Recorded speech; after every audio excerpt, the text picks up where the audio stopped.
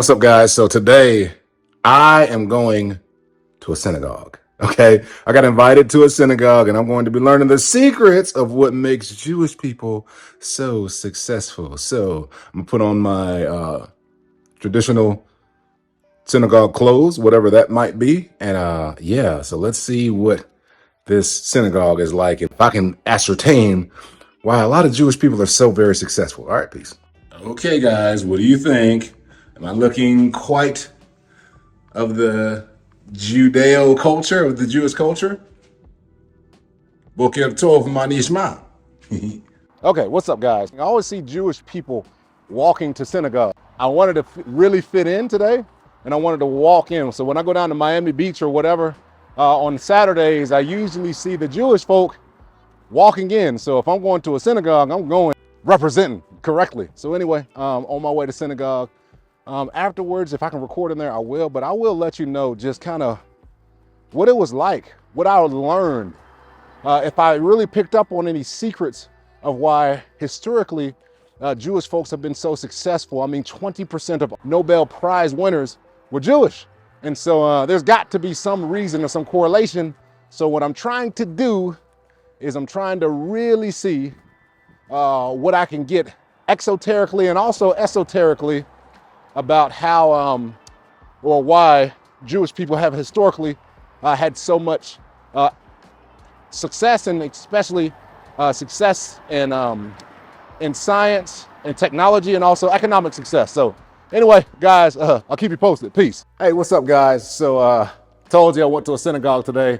Somehow got invited, kind of snuck my way in there, but was invited by the head rabbi there. And I told you that I'm gonna see if there are some secrets of success from the synagogue. I know that's a lot of S's, but I think there was something there, and I know there was something there. And here's what I want to teach you, what I learned today about a lot of times why there are so many Jewish people who have been successful throughout history. Look, 20% of all Nobel Prize winners are from Jewish descent. Like 30% of all NFL owners are of Jewish descent. So it behooves me to understand and know what makes that group of people so particularly successful. And maybe there's some secrets of success from the synagogue that I might have picked up today, and I did. So here's the first thing that I realized today is number one, I realized that Jewish people have a greater inherent chance of success because of one word called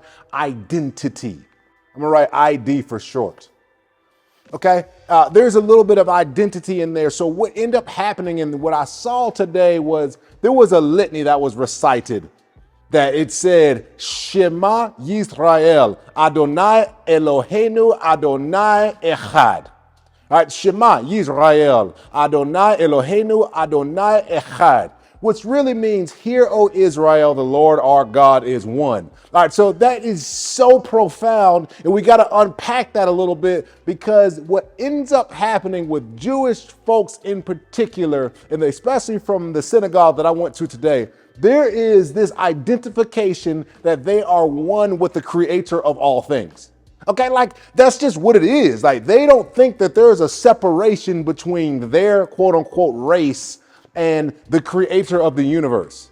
Like they literally see themselves as direct descendants that the Lord our God is one, our God. And so that's the one thing, is identification. So whatever you identify yourself with, guess what? That's what you're going to think about, and whatever you think about, that's what you're going to have in your life. It's really, really easy. All right, so that's the first thing. Second thing that I realized that they do is a thing called repetition, okay? They get reps in. All right, now look, I'll be honest with you. I went to the synagogue today. Most of the service was spoken in Hebrew.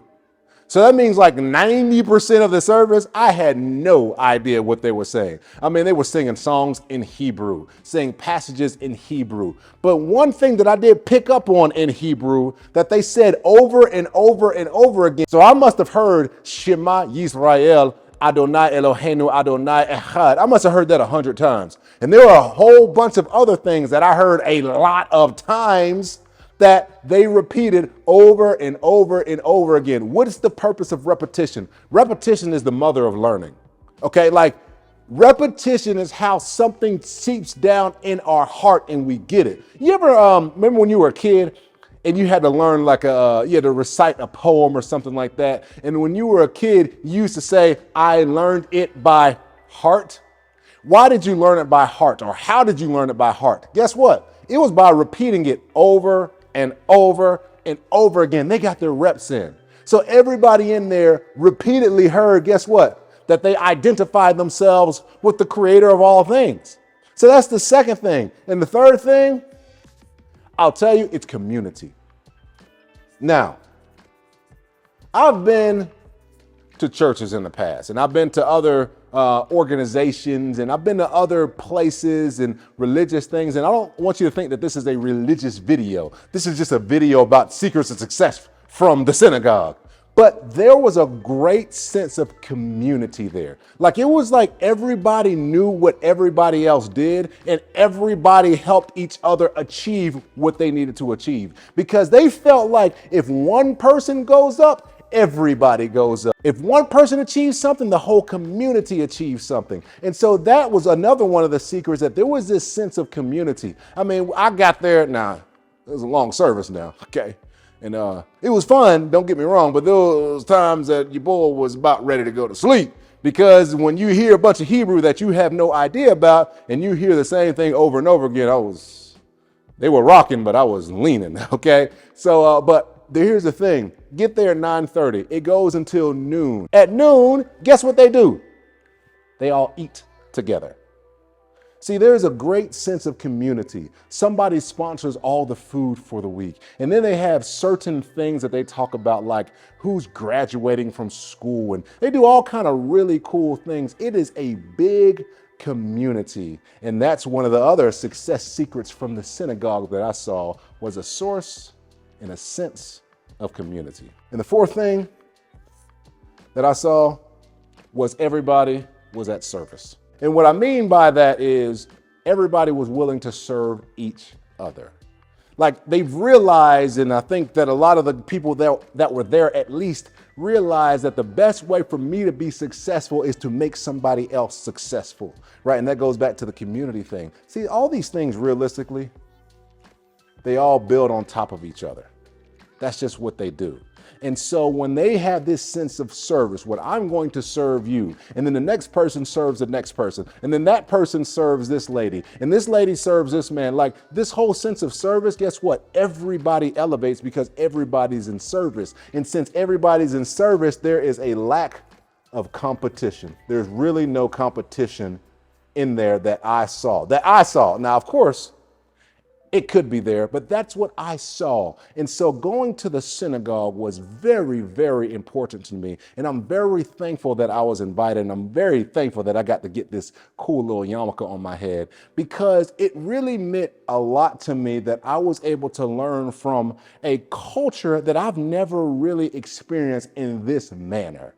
And I realized why 20% of all Nobel Prize winners are of Jewish descent. So many NFL and team owners are of Jewish descent. I realized that the secrets of success from the synagogue, that's hard to say, became crystal clear because I saw that they had an identity with the creator of the universe. There was no separation between them and what they would call God, Adonai, Hashem.